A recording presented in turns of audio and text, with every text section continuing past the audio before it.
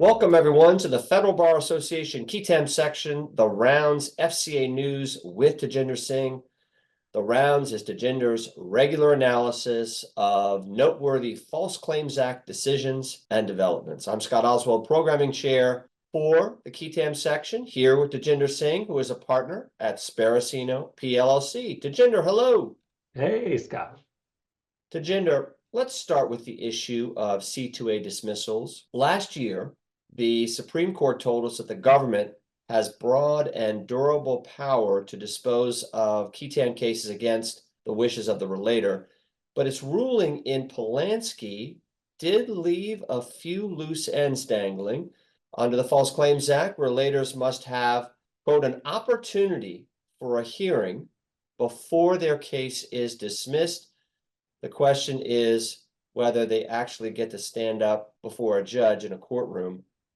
Justice Kagan didn't tell us in Polanski, and now we get U.S. ex rel. D.O.O. versus Suisse AG. The Fourth Circuit says that an in-person hearing is not an entitlement, and that dismissal can be granted on the filings alone. Tejinder, this panel didn't rule out in-person C2A hearings, but what seems to be the standard here? The panel says that you don't have to have an in-person hearing, and they base that on the idea that hearing is used, for example, in the public disclosure bar to sometimes refer to proceedings that don't have in-person hearings. They base it on decisions from out of circuit that said, you don't need a hearing in the context of a C2A dismissal. They don't do a lot of actual statutory interpretation of the text. They just sort of say, well, there's all this precedent kind of about this that says you don't need to be in person. But I think what's really driving the panel here is that they say that in Polanski, the court sets a very low bar for the government to dismiss. Basically, absent something like a constitutional violation, you're not going to be able to defeat the government's motion to dismiss. And in a case like this one, where the government is trying to dismiss upfront and you don't even need a court order under Federal Rule of Civil Procedure 41, they say the government gets even more deference. And because the relator had not made an argument that sounded in the standard, in other words, because they thought it wasn't going to be a close question, they thought that a hearing would be basically a waste of time and said, we don't need to have the hearing. Now, there is a concurring opinion that interestingly says, I think you do need to have a hearing in every case. Congress said you need a hearing, not just an opportunity to be heard, but the error was harmless. And so it comes out basically the same way. But I think that what's really driving the court here is the idea that the relator can't win. So why are we going to mess around with a real hearing? Let's move on to the FCA's public disclosure bar, which says that relators can't maintain a Ketam action if the underlying facts already were previously revealed by the, quote, news media, unquote. You're no fan of the public disclosure bar. We've talked about it before, and I'm guessing that you cringed when you read the recent opinion in U.S. ex rel. Jacobs versus J.P. Morgan Chase Bank N.A., in which the 11th Circuit appears to define the news media as, well, pretty much anything posted on the internet. Tejinder, what do you think? Yeah, I don't know if the opinion goes exactly that far, but it comes kind of close. In this case, there were 3 blog posts that disclosed the alleged fraud before the relator filed a complaint. And so the defendant said, hey, this has all been publicly disclosed by the news media. And the relator said, really? Blog? News media? I don't think so. And the 11th Circuit says, hearkening back to its older precedents, we're going to define the news media in this context to have a broad sweep, and that's language that's kind of pulled out of context from the Supreme Court's decision in Schindler Elevator. And then we're going to understand it to mean anything that is publicly accessible and designed to disseminate information. Now, if taken literally, that does mean anything on the internet anywhere, which I think is really grossly broad. There's lots of stuff on the internet, your crazy uncle's Facebook posts or whatever, that aren't really what anyone would think of as the news media. I think when you think of the ordinary meaning of news media, you think about professionals who gather and distribute news, and not just anybody who happens to have access to the ability to post on the internet. And so this is another instance where I think courts are not doing normal statutory interpretation. They're just sort of taking precedent and saying, yeah, sure, sounds right, without really looking at the words Congress used. But yes, I did indeed cringe when I saw what they did. Okay, sticking with the 11th Circuit, let's talk about Gose versus Native American Service Corporation. This opinion clarifies some requirements of the Small Business Administration's 8A set-aside program. It also delves into some pleading requirements for this sort of case, which often rests on a claim of fraudulent inducement. Tejinder, we've seen some defense side pushback against the whole idea of FCA liability based upon fraudulent inducement. And the panel here confirms that, in fact, it is a recognized cause of action, and it instructs us how 9B particularly is pled in such a case. Tell us about Gose. In this case, there's an entity that starts off under the Small Business Administration's Minority Small Business and Capital Ownership Development Program. It's also called the 8A program. And they start off qualifying to be in the program, but they graduate from it because the business grows in size. And after they graduate, subsequently the business is acquired. And so minorities no longer have the controlling interest that they previously had. And the question is, when they're working on the contracts that they already had and presenting claims for payment under those contracts, were they required to notify the Small Business Administration that actually they're no longer eligible under the terms of the 8A program? And what the 11th Circuit does is, with respect to the 8A program, it says, yeah, even businesses that graduate are still subject to the ownership and control requirements that they were subject to before they graduated. And so you do have to let the Small Business Administration know if your status changes after graduation. And then it says, and under this theory, under these violations, you can bring a claim for fraudulent inducement under the FCA or a claim for false claims. And with respect to fraudulent inducement, what the 11th Circuit does is it confirms that this is a valid theory of liability. It relies on its prior decision in a case called Marsteller, plus Supreme Court precedent going all the way back to U.S. ex rel. Marcus versus Hess in the 1940s.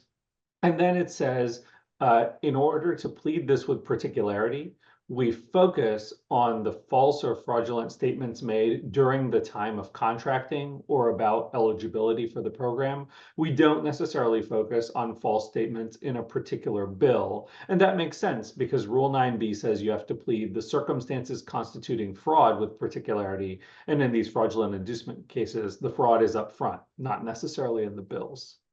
Tejinder, we've talked much on the rounds about reverse false claims under the FCA where someone withholds payment they rightly owe the government, but this issue has been percolating in several circuits lately.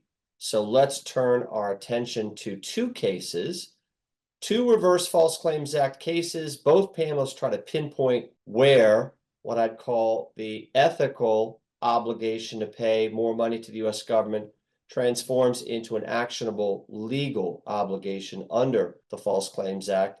And both panels reach what seemingly is a very defense-friendly pleading standard. Tejinder, let's talk about these cases one at a time. The first one, U.S. ex rel. Lesnik out of the 9th Circuit. It's a visa fraud case. What was the non-payment that was at issue here, and why didn't the panel think that it triggered the FCA's Reverse False Claims Act provision?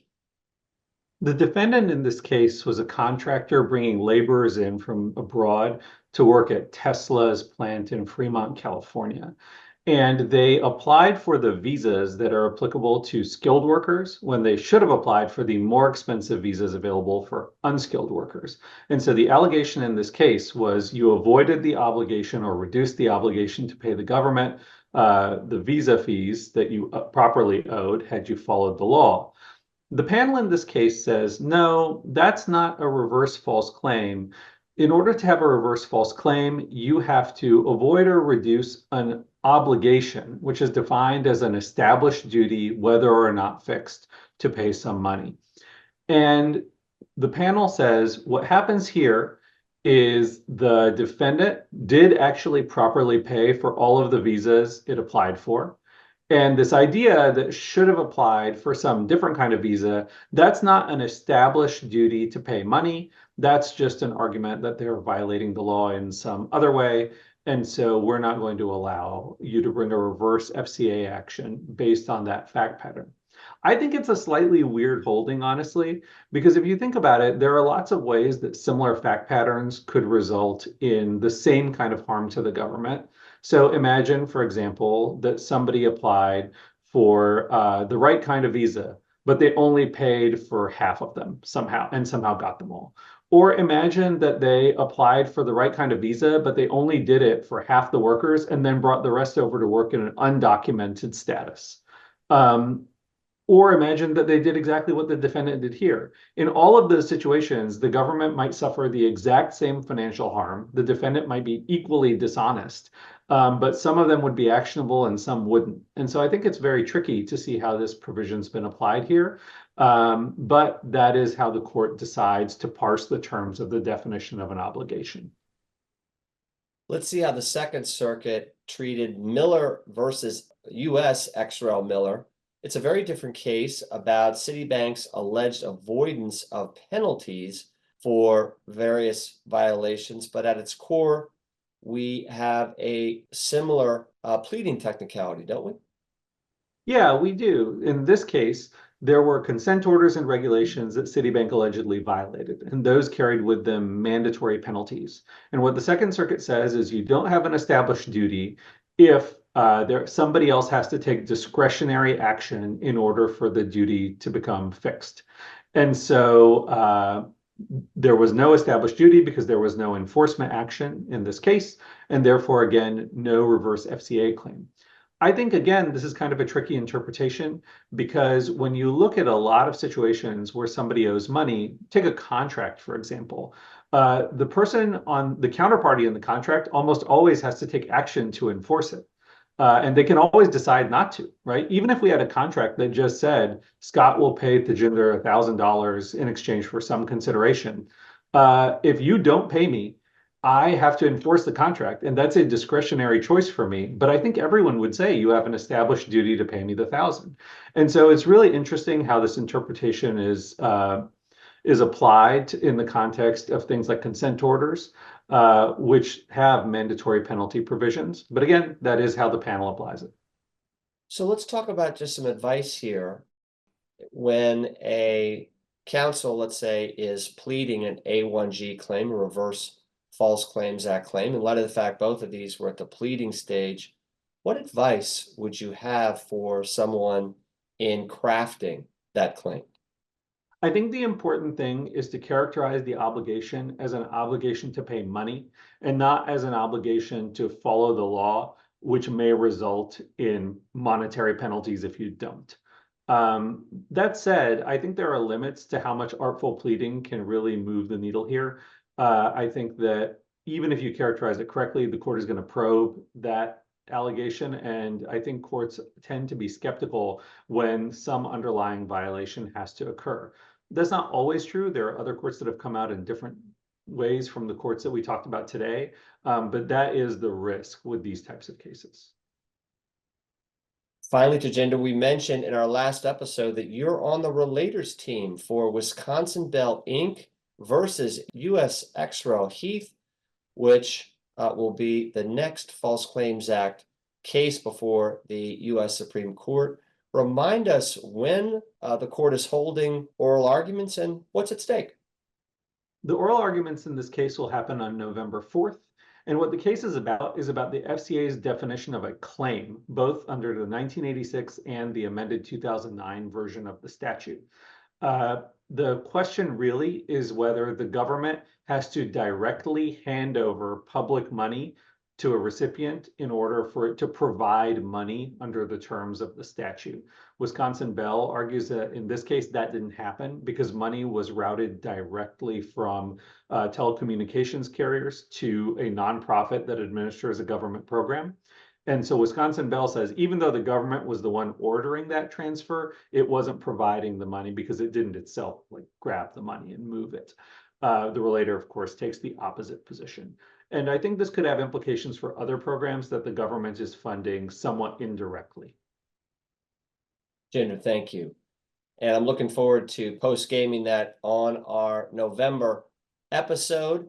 Thanks to each of you for joining us for this edition of the Federal Bar Association Qui Tam Sections, The Rounds, FCA News with Tejinder Singh.